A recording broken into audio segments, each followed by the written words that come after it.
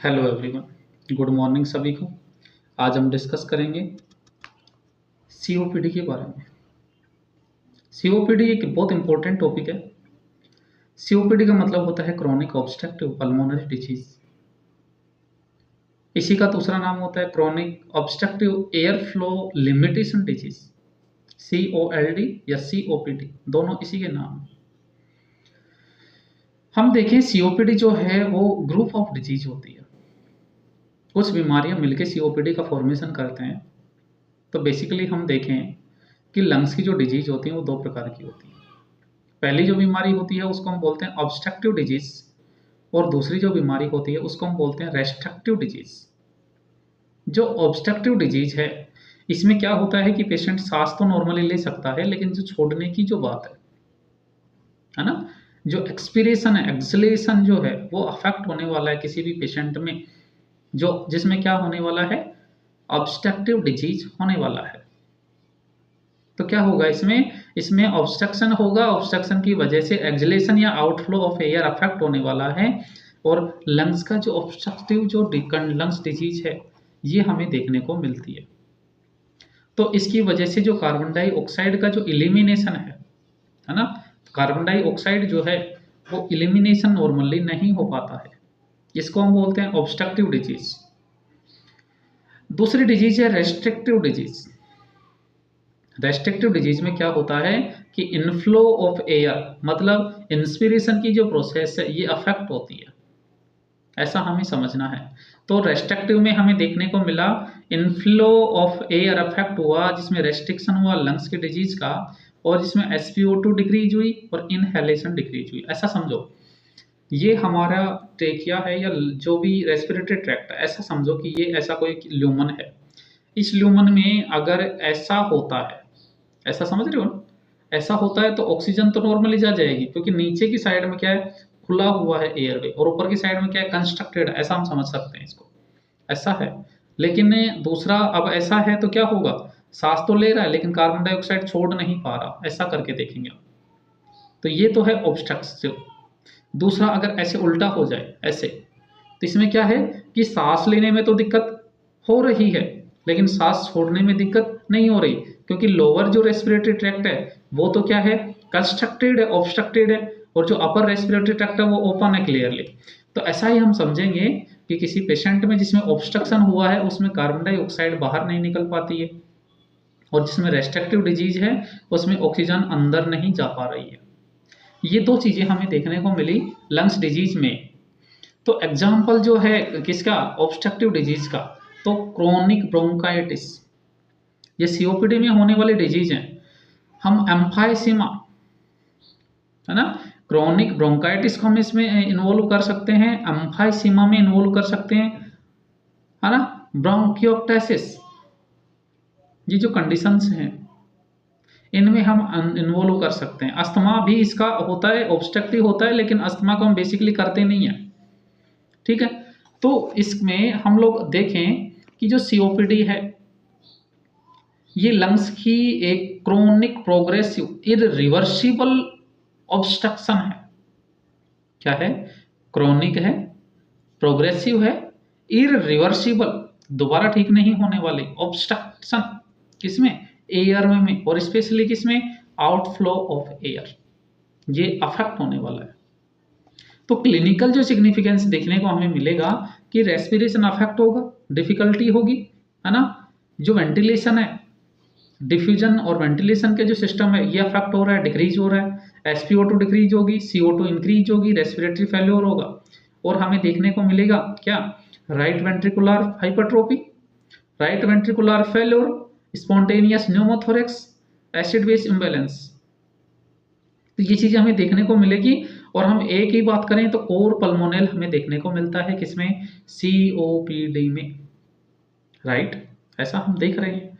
और हम क्या देख सकते हैं इसमें, और हम देख सकते हैं कि इसके टाइप्स की हम बात करें तो टाइप्स में क्या देखने को मिलेगा हमें, क्रोनिक ब्रोंकाइटिस, है ना, और क्या देखने को मिलेगा, हमें देखने को मिलेगा एम्फाइसीमा और ब्रोंकियोक्टेसिस, ये कंडीशंस देखने को मिली। इसमें लंग्स की ये डिजीज हैं, एयरवेज में अफेक्ट हो रहा है, क्रोनिक, प्रोग्रेसिव और ऑब्स्ट्रक्टिव, है। लेकिन एक बात और याद रखनी है, इसमें दो कंडीशंस, एक कंडीशन इन्वॉल्व होती है क्या, रिवर्सिबल, एक होती है इनरिवर्सिबल। जो रिवर्सिबल है उसमें अस्थमा, जो क्रोनिक अस्थमा होता है उसको हम रिवर्सिबल हो सकता है एयरवे, सीओपीडी के क्राइटेरिया के अकॉर्डिंग। और जो क्रोनिक ब्रोंकाइटिस है, ब्रोंकियोएक्टेसिस है और एम्फाइसीमा है, ये इररिवर्सिबल कंडीशन होती है आइडियली सीओपीडी में। और जो अस्थमा होती है ये रिवर्सिबल कंडीशन होती है किसमें, सीओपीडी में, आइडियली बात कर रहे हैं हम लोग। तो पहला सबसे पहले हम देखें क्रोनिक ब्रोंकाइटिस को। तो जो बेसिकली क्रोनिक ब्रोंकाइटिस होता है, इसमें हमें देखने को मिलेगा लंग्स जो है उसमें जो एयरवे है, जो ब्रोंकियल ट्री है, इसमें प्रोटेक्टिव जो कफ है वो देखने को मिलेगा मोर देन 3 मंथ्स के लिए, या तो 3 महीने से ज्यादा या सालों साल तक, सक्सेसिव ईयर्स, है ना, जहां पे बिना किसी कारण के। और क्या देखने को मिलेगा, हमें आइडेंटिफाई करेंगे रेस्पॉन्सिबल क्रिएशन को। तो क्रोनिक ब्रोंकाइटिस हमने किसको बोला कि अगर किसी पेशेंट में प्रोडक्टिव जो कफ है 3 मंथ से लेके और 2 साल से ज्यादा तक बना रहता है बिना किसी कारण के, इसको हम बोल रहे हैं क्रोनिक ब्रोंकाइटिस। क्योंकि ये प्रोग्रेसिव है, क्रोनिक है, ऑब्स्ट्रक्टिव है और ब्रोंकल ट्री को अफेक्ट करने वाला है, तो यहाँ हमें देखने को मिलेगा भाई एनाटॉमिकल चेंजेस देखने को मिलेंगे, और जो ब्रोंकियल ट्री है वो नैरो नजर आने वाली है, राइट, नैरो नजर आने वाली है। तो हमें ये चीज कब देखने को मिलेगी, ये चीज ऑटोप्सी में देखने को मिलेगी कि भाई को तो बहुत बड़ी प्रॉब्लम थी, है ना। तो क्या देखने को मिलेगा, ऑटोप्सी का मतलब आफ्टर डेथ हम देखेंगे पेशेंट की, जब हम लोग पोस्टमार्टम करेंगे तो वहां हमें क्या देखने को मिलेगा कि पेशेंट में अनाटॉमिकल जो चेंजेस हैं वो बहुत ज्यादा सीवियरली क्रिएटेड हैं, और क्या हो रहा है, जो ब्रोंकियल जो ट्री है वो सीवियरली नैरो हो रही है। ये चीज हमें देखने को मिलेगा किसमें, क्रोनिक ब्रोंकाइटिस में। दूसरा बात करते हैं इसके कंडक्टिव पाथवे जो है ये अफेक्टेड होने वाला है, जो प्रॉक्सिमल सेगमेंटल जो ब्रोंकियल्स हैं ये भी अफेक्टेड होने वाले हैं। इसका क्या कोज हो सकता है, बीड़ीबाज होना भाई का, स्मोकिंग होना, है ना। इसका एग्जैक्ट कोज तो हम नहीं बोल सकते, लेकिन कुछ रिस्क फैक्टर हो सकते हैं। उसमें से पहला हो सकता है स्मोकिंग हैबिट, है ना। एयर पोल्यूशन हो सकता है, दिल्ली में एनसीआर में रह रहा है भाई, वहां पे पोल्यूशन ले रहा है। ऑक्यूपेशनल एक्सपोजर, ऐसे लोग जो क्या करते हैं धुएं में रहते हैं, कोल में काम करने वाले लोग, डोमेस्टिक एक्सपोजर हो सकता है। और क्या हो सकता है, रेजिडेंसी वहां पे हो, एग्जाम्पल एनसीआर में भाई बैठा हुआ है। जेनेटिक ससेप्टिबिलिटी भी इसका एक कारण हो सकती है। और ये चीज हमें ज्यादा देखने को मिलती है एक्टिव और पैसिवली एनवायरमेंटल के कारण, कि जो कंट्रीज डेवलपिंग फेज में है, जो कंट्रीज कहाँ पे डेवलपिंग फेज में है, तो उन कंट्रीज में हमें क्रोनिक ब्रोंकाइटिस जो है वो बेसिकली हमें देखने को मिल सकता है। अब पैथोफिजियोलॉजी की हम बात करें तो क्या देखने को मिलेगा कि यहाँ पे हमें देखने को मिलेगा कि जो सीलिया है होल्ड करेगी पार्टिकल्स को। सीलिया कहाँ पाई जाती है, म्यूकोसल लेयर में पाई जाती है ना। सीलिएटेड जो सूडो एपिथेलियम जो लेयर है वो ट्रेकिया में हमें देखने को मिल रही थी, राइट। तो रेस्पिरेटरी ट्रैक्ट में हमें सूडो एपिथेलियम देखने को मिल रही थी सीलिया, और सीलिया जो है होल्ड करेगा पार्टिकल्स को, है ना। म्यूकस सिक्रेशंस होगा अपवर्ड साइड में। तो क्या होने वाला है कि हमें देखने को मिलेगा यहाँ पे गोबलेट सेल होगी, म्यूकस सिक्रेशन होगा, मॉइस्ट सीलिया होगी, सब म्यूकोसल ग्लैंड जो है म्यूकोसल को डिस्चार्ज करेगी कंटिन्यू, और अडेप्टेशन में हाइपरट्रोफी होने वाली है, हाइपरप्लेजिया होने वाला है, एयर वो नैरो होने वाला है, और सिक्रेशंस जमा होने वाले हैं। सीलिया ब्लंट हो जाएगा कंटिन्यू एक्सपोजर के कारण, है ना, डिपोजिशन होगा। और हमें देखने को मिलेगा कि एक्सपोजर होगा ससेप्टिबल एनवायरनमेंट में जैसे ही, तो क्या होगा, डस्ट का, फ्यूम का और गैस का और सिलिका का, इन सब का क्या होना शुरू हो जाएगा, डिपोजिशन होना शुरू हो जाएगा। इरिटेशन होगी पेशेंट के ब्रोंकियल ट्री में लंबे टाइम के लिए। इरिटेशन किस में होगा, ब्रोंकियल ट्री में लॉन्ग पीरियड के लिए। तो सर्टेन जो अडेप्टिव जो डिलिटरेशन चेंजेस जो हैं वो हैपन होने वाले हैं किसमें, एयरवे में। और जो एयरवे है म्यूकोसिलियरी एक्शन के कारण क्या होने वाला है, पैरालाइसिस होने वाला है। म्यूकोसिलियरी एक्शन के कारण पैरालाइज होगा, और इंक्रीज होने वाला है म्यूकस का सिक्रेशन गोबलेट सेल के द्वारा। इससे क्या होगा, इंक्रीज होगा म्यूकस का प्रोडक्शन सब म्यूकोसल ग्लैंड्स के द्वारा। तो क्या होने वाला, हाइपरप्लेजिया होगा, हाइपरट्रोफी होगा, इंक्रीज होगी नंबर्स में, इंक्रीज होगी साइज में, है ना। तो हमें म्यूकस इंक्रीज दिखाई देगा। तो एक्सेसिव म्यूकस का सिक्रेशन हुआ, प्रोडक्शन हुआ किसमें, नैरो एयर में विदाउट प्रॉपर क्लियरेंस। ब्लंटिंग होगी सीलिया की, फिजिकल ऑब्स्ट्रक्शन होगा, अफेक्ट होगा रेस्पिरेशन, इंक्रीज होगा ससेप्टिबिलिटी इन्फेक्शन की। तो रेस्पिरेशन अफेक्ट हुआ, डिफ्यूजन वेंटिलेशन अफेक्ट हुआ, O2 डिक्रीज हुआ, CO2 इंक्रीज हुआ, रेस्पिरेटरी फेल्योर देखने को मिला, हाइपोक्सीमिया, हाइपरकैप्निया, एक्सलेशन आउटफ्लो डिक्रीज होने वाला है पेशेंट में। ये था पैथोफिजियोलॉजी। तो हमें क्लिनिकली सिनेरियो में हमें क्या देखने को मिलेगा कि हमें क्रोनिक प्रोग्रेसिव ऑब्स्ट्रक्शन में स्लो प्रोग्रेसिव होगा, लॉन्ग ड्यूरेशन के लिए होगा। तो यहाँ पे जो अफेक्ट होने वाला है वो रेस्पिरेशन अफेक्ट होने वाला है और आउटफ्लो जो है वो अफेक्ट होने वाला है। तो ऑक्सीजन तो डिक्रीज हो जाएगी और जो कार्बन डाइऑक्साइड जो है वो इंक्रीज होने वाली है किसी भी पेशेंट में। तो जो कफ होगा वो प्रोडक्टिव होगा, म्यूकस होगा, टॉन्स ऑफ म्यूकस हमें देखने को मिलेगा, कप फुल म्यूकस हमें देखने को मिलेगा कि जो म्यूकस है ना, एक पूरा कफ भर जाए इतना म्यूकस भाई को निकलेगा 3 महीने से कम 3 महीने, और कब तक बना रहेगा, मोर देन 2 सक्सेसिव ईयर्स तक, 2 सालों तक अगर ये बना रहता है तो हमें हिमोप्टेसिस देखने को मिलेगा, हमें कंपनसेटिव टेकिकार्डिया देखने को मिलेगा, एफर्टफुल रेस्पिरेशन देखने को मिलेगा, डिस्निया देखने को मिलेगा, और इन सब के कारण सैचुरेशन अफेक्ट होगी, टेकिकार्डिया, पाल्पिटेशन, एड्रेनर्जिक अफेक्ट ये देखने को हमें मिलेगा। हाइपोक्सीमिया होगा तो fatigue, weak, lethargy, activity intolerance, blue bloater spot हमें देखने को मिलेंगी साइनोसिस के कारण, हाइपरकैप्निया के कारण, हाइपोक्सीमिया के कारण, और हीमोग्लोबिन का लेवल मोर देन 5 ग्राम बढ़ जाएगा भाई। चेस्ट कंजेशन देखने को मिलेगा, हैवीनेस देखने को मिलेगा, विजिन साउंड देखने को मिलेगी और कैक्रेकल्स देखने को मिलेंगे। वेसिकुलर जो है ब्रीथ साउंड है ये हमें देखने को मिलेगी। अब डायग्नोसिस में हम क्या करें, पल्मोनरी फंक्शन टेस्ट कर लेंगे, एबीजी कर लेंगे, है ना, चेस्ट एक्सरे कर लेंगे, यहाँ पे हमें डार्टी लंग्स दिखाई देगा, सीबीसी कर लेंगे, ऑटोप्सी कर लेंगे, रीड इंडेक्स चेक कर लेंगे, थिकनेस जो ग्लैंड है उनकी क्या हो जाएगी, मोर देन 40% बढ़ने वाली है। इकोकार्डियोग्राफी हमें क्यों करना है, हमें करना है कि जो लंग्स की जो हार्ट की जो स्ट्रक्चर है, हार्ट की स्ट्रक्चर को हमें अनाटॉमिकल कंडीशन को असेस करने के लिए हम क्या करेंगे, इकोकार्डियोग्राफी हमें देखने को इसमें क्या मिलेगा, हमें राइट वेंट्रिकुलर फेल्योर मिलेगा, हमें कोर पल्मोनरी देखने को मिलेगा, राइट वेंट्रिकुलर हाइपरट्रोफी देखने को मिलेगी और पल्मोनरी हाइपरटेंशन हमें देखने को मिल जाएगा। ऐसा हम बात कर रहे हैं किस पेशेंट में, जिसमें क्रोनिक ब्रोंकाइटिस थी, राइट। दूसरा कंडीशन है इसमें एम्फाइसीमा। एम्फाइसीमा का मतलब क्या होता है, फूलना और फटना, डायलेशन, डिस्टेंशन एंड डिस्ट्रक्शन।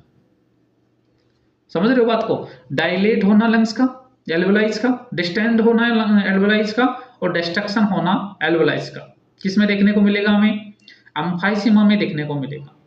इसमें हमें देखने को मिलेगा ओवर इन्फ्लेशन होने वाला है, हाइपर इन्फ्लेट होने वाला है, ये कहां पे, बियॉन्ड एयर स्पेस का, टर्मिनल ब्रोंकियोल्स का। इसी को हम क्या बोलते हैं, इसी को हम बोलते हैं एम्फाइसीमा। फूला, है ना, डिस्टेंड हुआ मतलब डायलेशन, डिस्टेंशन और डिस्ट्रक्शन होगा एयर स्पेस का, जो टर्मिनल ब्रोंकियोल्स में स्थित है, इसी को हम एम्फाइसीमा बोल रहे हैं। स्ट्रक्चरल और फंक्शनल जो चेंजेज हैं वो अनाटमी और फिजियोलॉजी दोनों अफेक्ट होने वाली हैं। जब ये दोनों अफेक्ट होगी तो फंक्शंस भी अफेक्ट हो रहे हैं ना, तो रेस्पिरेशन अफेक्ट होने वाला है किसी पेशेंट में, जिसमें हमें एम्फाइसीमा देखने को मिल रहा है, राइट। और क्या देखने को मिलेगा, और हमें देखने को मिलेगा रिस्क फैक्टर में हम देखेंगे इसमें कि जेनेटिक मेकअप इसका एक कॉज हो सकता है ना, रिस्क फैक्टर का हेरिडिटरी फैमिली हिस्ट्री हो सकता है, कोई फॉल्टी जीन हो सकता है, स्मोकिंग हो सकता है, एयर पोल्यूशन हो सकता है, ऑक्यूपेशनल एक्सपोजर हो सकता है, एज हो सकता है, सेक्स हो सकता है। हिस्ट्री में देखने को मिलेगा कि भाई जो क्रोनिक जो ब्रोंकाइटिस है ये हमें देखने को मिल सकता है, इन्फ्लामेटरी कोई प्रोसेस होगी एल्वेलाइज की, ये हमें देखने को मिल सकती है। पैथोफिजियोलॉजी क्या होगा, कोज, रिस्क फैक्टर और एक्सपोजर, इनके अफेक्टेड में हुआ भाई, इरिटेशन हुआ एल्वेलाई में, इम्यून रेस्पॉन्स हुआ, इन्फ्लामेटरी सब्सटेंस रिलीज हुई, और aggravation of certain activity, enzymes proteases release हुआ, और इसके रिलीज होने के बाद में एब्सेंस हुआ किसका, alpha 1 anti trypsin enzyme. Destruction होने वाला है, डैमेज होने वाला है एल्वोलर जो प्रोटीन है उसका, कोलेजन का, इलास्टिन का। Alpha 1 anti trypsin enzyme. Destruction होने वाला है, डैमेज होने वाला है एल्वोलर जो प्रोटीन है उसका, कोलेजन का, इलास्टिन का। डिसइंटीग्रेशन होना है एल्वोलर इंटीग्रिटी का। तो रिजल्ट में डायलेशन होगा, डिस्टेंशन होगा, डिस्ट्रक्शन होगा, है ना, फूलेगा, फटेगा, खत्म होगा। ऐसा हमें देखने को मिल रहा है स्ट्रक्चर में, किसमें, टर्मिनल ब्रोंक्यूल्स की जो स्ट्रक्चर है उसमें, एयर स्पेस में। तो लॉस होगा वाइएबल फंक्शन, रेस्पॉन्सिबल जो रेस्पिरेशन रहता है, डिफिकल्टी डिफ्यूजन में होगी, वेंटिलेशन में होगी, अफेक्टेड होगा दोनों, डिफ्यूजन और वेंटिलेशन दोनों अफेक्ट हो रहा है। डिक्रीज होने वाला है ऑक्सीजन, डिक्रीज होने वाली है CO2, इंक्रीज होने वाली है CO2 अल्टीमेट।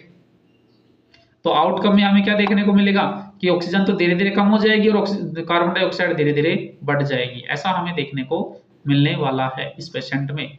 तो साइन सिम्टम में भाई देखने को मिलेगा इंसीडियस ऑनसेट होगा, स्लो डेवलपमेंट होगा, प्रोग्रेसिव होगा, रेस्पिरेशन अफेक्ट होगा, एक्सलेशन अफेक्ट होगा और ऑब्स्ट्रक्शन जैसा हमें देखने को मिलेगा।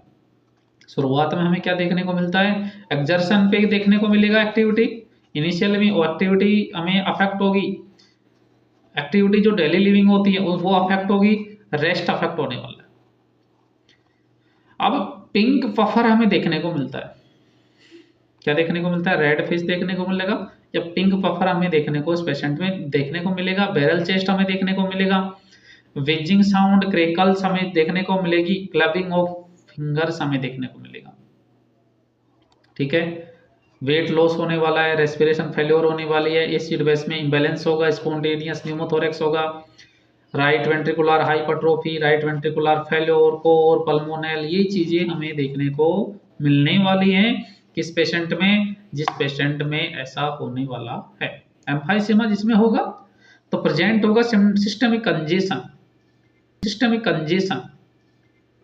तो डायग्नोसिस में हम क्या करें भाई, हम हिस्ट्री कलेक्शन कर लेंगे, फिजिकल एग्जामिनेशन कर लेंगे, है ना, फिर कोज कंडीशन और जो कॉम्प्लिकेशन है उसको असेस कर लेंगे, PFT करेंगे, पल्मोनरी फंक्शन टेस्ट कर लेंगे हम लोग, DLCO करेंगे, diffuse capacity of lungs, ABG का एनालिसिस कर लेंगे, चेस्ट एक्सरे करेंगे, हम इन्वेस्टिगेशन में और कर सकते हैं HRCT, इकोकार्डियोग्राफी, ये सब कर सकते हैं। तो मैनेजमेंट क्या करेंगे हम लोग, मैनेजमेंट करेंगे भाई गोल्ड क्लासिफिकेशन के अकॉर्डिंग। तो ग्लोबल जो इनिशिएशन है क्रोनिक ऑब्स्ट्रक्टिव लंग्स डिजीज का, उसमें हम ग्रेड्स में इसको डिवाइड करते हैं। ग्रेड फर्स्ट जिसमें FEVI जो फ्रिक्शन जो एक्सपिरेटरी जो वॉल्यूम है, अगर 80 मोर देन 80 से है तो हम गोल्ड स्टैंडर्ड में माइल्ड बोलते हैं इसको। अगर 50 से 79 है तो इसको हम बोलते हैं मॉडरेट। अगर 30 से 49 है तो हम इसको बोलेंगे severe. Then 30 friction expiratory volume. तो जो MMRC है मॉडिफाइड मेडिकल रिसर्च काउंसलिंग, उसमें ग्रेडिंग हमने देख लिया, फर्स्ट, सेकंड, थर्ड और फोर्थ। पेशेंट इंक्लाइन है, सेकंड में पेशेंट नॉर्मल सरफेस स्टेट पे चल सकता है, थर्ड में नॉर्मल सरफेस स्टॉप होगा मूव होने पे, और एक्टिविटी जो डेली लिविंग है वो स्टॉप होने वाले किसी पेशेंट को ग्रेड 4 में। ठीक है, ये चीजें हमें देखने को मिली कि अगर किसी पेशेंट में COPD जो सीवियर जो इंडेक्स है उसमें लो रिस्क और हाई रिस्क जो है वो कब देखने को मिलेगा कि MMRC 0 से 1 है तो हाई रिस्क पे है, एक्जर्वेशन 0 से 1 तक है तो हाई रिस्क पे है, और हाई रिस्क पे और क्या देखने को मिलेगा, लो रिस्क तो 0 से 1 तक है और हाई रिस्क में मोर देन 2 है तो हमें हॉस्पिटलाइजेशन की नीड होने वाली है पेशेंट को। और मैनेजमेंट लामा देंगे हम लोग, मैनेजमेंट में क्या देंगे हम, ABCD करेंगे। ABCD में हम देखेंगे भाई कि हमें लामा ये देने वाले हैं किसी भी पेशेंट में। लाबा क्या होता है, साबा, लाबा। तो साबा का मतलब होता है शॉर्ट एक्टिंग, जो शॉर्ट एक्टिंग ब्रोंकियल जो डायलेटर्स होती हैं। लामा का मतलब होता है long acting muscle relaxant antagonist जो हो सकती हैं। ठीक है, तो हम क्या करेंगे कि किसी भी पेशेंट में लो रिस्क में है तो हम केवल साबा देंगे, हाई रिस्क है तो लो और हाई दोनों पे है तो हम लाबा देंगे। अगर हाई रिस्क और लो सिम्टम्स हैं, हॉस्पिटलाइज पेशेंट है तो लामा देंगे, और हाई रिस्क और हाई सिम्टम्स है तो लामा प्लस लाबा दोनों देंगे। मतलब देखो साबा में हम इन्वॉल्व करते हैं साल्बुटामोल को और एस्थेलिन को, ये तो है साबा। दूसरा हम लाबा में सालमेट्रोल, फॉर्मेट्रोल, एंटी कोलिनर्जिक जो सबस्टांस हैं उसमें शॉर्ट एक्टिंग मसल एंटागोनिस्ट जो हो सकते हैं उसको होते हैं एप्राट्रोपियम। तो लामा में टियोट्रोपियम, और इनहेल्ड कॉर्टिकोस्टेरॉइड्स में हम दे सकते हैं बिक्लोमेथासोन, ब्यूडेनोसाइड, फ्लूकोर्ट, फ्लूटिकेसोन, मेथिलजेंथिन्स दे सकते हैं हम लोग, म्यूकोलाइटिक्स दे सकते हैं, एक्सपोएक्टोरेंट्स दे सकते हैं, एंटीबायोटिक्स दे सकते हैं। ठीक है, तो हम ये मेडिकेशन दे सकते हैं किसी भी पेशेंट को जिसको हमें सीओपीडी का मैनेजमेंट करना है। नर्सिंग में हम क्या करें, सीओपीडी में टाइप्स की साइन सिम्टम्स को हम असेस करेंगे, रेस्पिरेटरी जो डिफिकल्टीज है उनको सोल्व आउट करेंगे, एफर्ट ड्यूरेशन इनको असेस करेंगे, मेंटेन करेंगे एक्टिविटी रेस्ट बैलेंस को, कंफर्टेबल पोजीशन प्रोवाइड करेंगे, ऐसा हम करेंगे। ऑक्सीजन का लेवल कब देंगे, 1 से 3 लीटर हमें ऑक्सीजन देनी है, राइट। ऑब्जर्व करना है वाइटल साइन को, एडवाइस करना है मेडिसिन जो है उनको एडमिनिस्ट्रेट करना है, एबीजी को असेस करना है, पल्मोनरी असेसमेंट करना है पेशेंट का, मेंटेन करना है 3 लीटर फ्लूइड इनटेक। क्यों, क्योंकि जो कफ है उसको लूज करना है हमें। और क्या करेंगे, चेस्ट फिजियोथेरेपी करना है, डीप ब्रीथिंग और कफिंग के लिए बोलना है, प्राणायाम के लिए बोलना है भाई को ना, बेसिक इम्यूनाइजेशन जो है उनको करवाना है, हेल्थ एजुकेशन देनी है भाई को। तो ये सारी जो चीजें हैं हमें करनी है किसी भी पेशेंट को जिसमें इरिवर्सिबल क्या हो रहा है, सीओपीडी हो रहा है, राइट। तो हमने पढ़ा सीओपीडी के बारे में। जो सीओपीडी है उसमें हम क्या देख सकते हैं कि एम्फाइसीमा और क्रोनिक जो ब्रोंकाइटिस है ये तो इरिवर्सिबल कंडीशन में हम इन्वॉल्व करते हैं। ठीक है, थैंक यू, जुड़े रहे।